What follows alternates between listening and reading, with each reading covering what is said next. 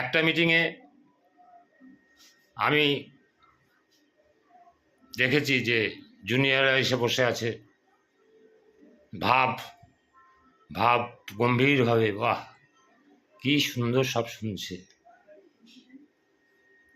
খুব সুন্দরভাবে শুনছে।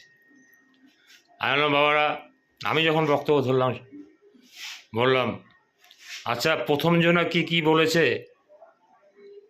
তাদের বলার মধ্যে যে কথাগুলো ছিল কে কে বলতে পারবে? হাত তোলো। কেউ হাত তুলছে না।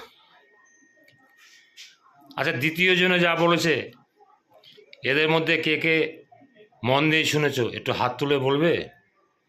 প্রাইজ দেবো আমি, প্রাইজ।